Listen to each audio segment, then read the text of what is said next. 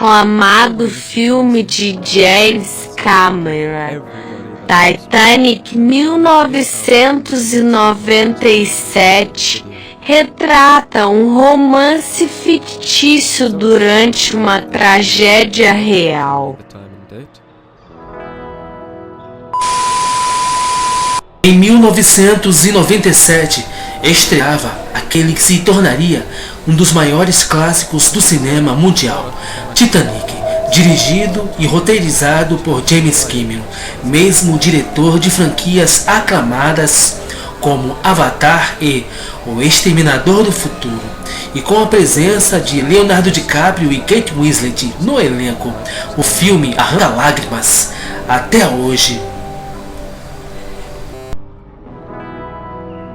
Como explica a sinopse do longa, Jack Dawson, interpretado pelo Leonardo DiCaprio, um artista pobre, e a jovem rica Rose DeWitt Bukater, interpretada pela Kate Winslet, se conhecem e se apaixonam na fatídica jornada do Titanic em 1912, embora esteja noiva do arrogante herdeiro de uma siderúrgica.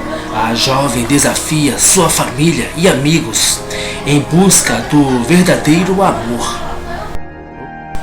Vencedor de 11 das 14 indicações ao Oscar de 1998, o filme se eternizou como uma das principais produções audiovisuais do fim do século XX, sendo lembrado até hoje. E parte de toda essa qualidade não se deve apenas à história de amor narrada, mas também pelo fato de que o palco da história, o navio RMS Titanic, é inspirado em um navio real que naufragou na madrugada entre 14 a 15 de abril de 1912. No entanto, mesmo que seja baseado em uma história real, e um dos maiores méritos do filme tenha sido a recriação do navio para as filmagens, o diretor e roteirista James Cameron se deu algumas licenças poéticas para que o filme pudesse ser melhor contado, como o próprio romance entre o Jack e a Rose, permitindo-lhe divergir um pouco dos fatos. Sabendo disso, confira a seguir 4 erros históricos no filme Titanic do cineasta James Cameron.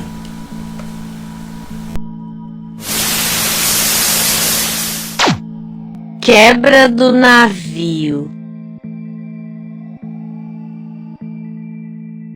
Perto do final do filme, no derradeiro e tão aguardado momento em que o navio afunda, é possível assistir a um grande espetáculo dramático do audiovisual, enquanto uma extremidade da embarcação começa a afundar, a outra vai subindo, de forma que fica praticamente na vertical, antes de se partir ao meio e finalmente afundar. Porém, James Cameron foi muito curioso com tudo que se relacionava a esse filme e eventos históricos, realizando diversos testes a fim de comprovar ou não algumas teorias. Com eles, o diretor James Cameron acabou descobrindo que, na verdade, o navio só estava inclinado a 23 graus para fora da água quando se partiu ao meio, em vez dos 90 graus vistos no filme. Porém, não se pode negar que a versão apresentada pelo filme é muito mais impressionante e dramática.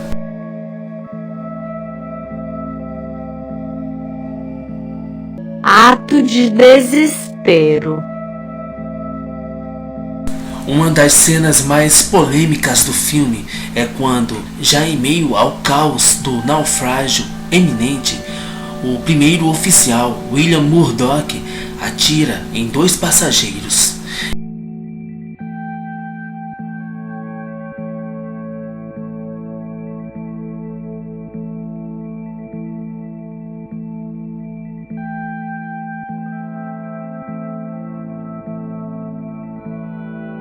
enquanto tentava manter a ordem entre os demais, enquanto era carregado um dos últimos botes salva-vidas.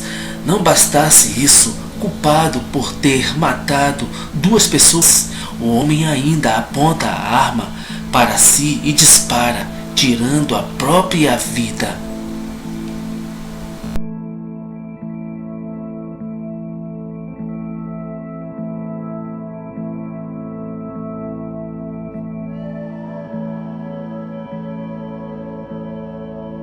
Porém, na realidade, isso pode ter acontecido de maneira bastante diferente.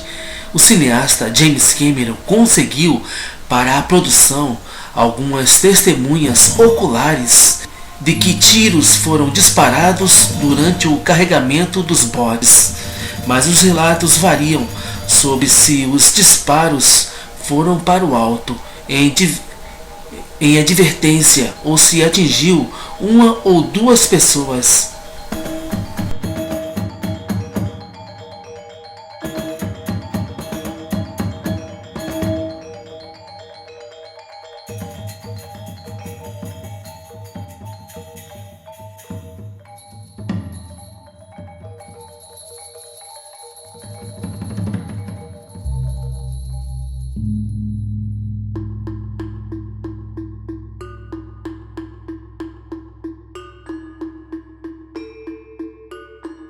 Além disso, somente um passageiro menciona diretamente o nome de William Murdoch, uma história em que ele teria dado 2 disparos para cima.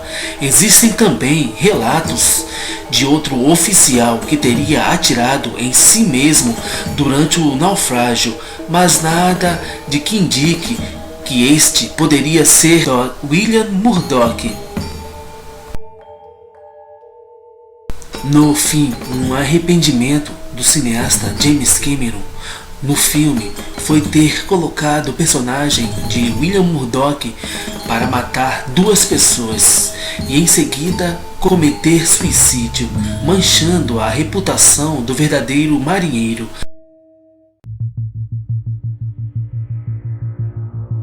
Até porque ele é amplamente considerado um herói que carregou botes repetidamente, sendo responsável por salvar vidas naquela fatídica madrugada.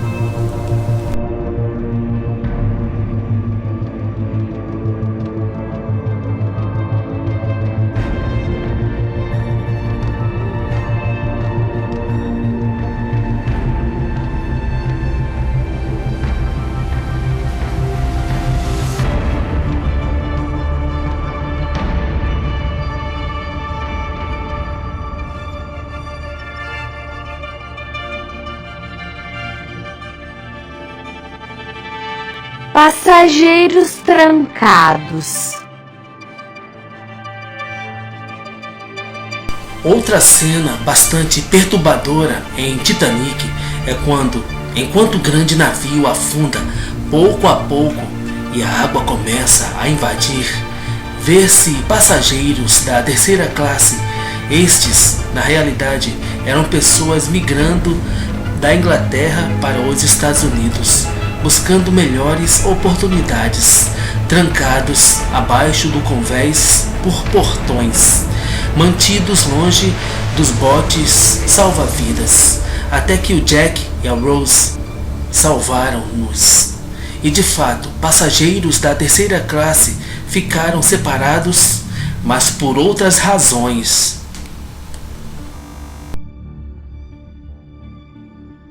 Segundo as leis de imigração dos Estados Unidos na época, como informado pelo site Screen Rant, os imigrantes realmente tinham de ser separados para poderem passar por exames de saúde e procedimento em Ellis Island. Infelizmente, nenhum bote salva-vidas havia sido deixado para eles, mas os portões teriam, na realidade, sido abertos logo depois que os botes começaram a ser baixados. Joseph Broz Ismay, Outro personagem bastante relevante no filme do James Cameron, que é inspirado em uma pessoa real, é o empresário Joseph Bruce Ismay, presidente da White Star Line, empresa responsável pela construção do RMS Titanic. No longa, ele é retratado principalmente como uma espécie de vilão, sendo quem pressionava o navio a navegar mais rápido e se esgueirando em um bote salva-vidas antes da hora.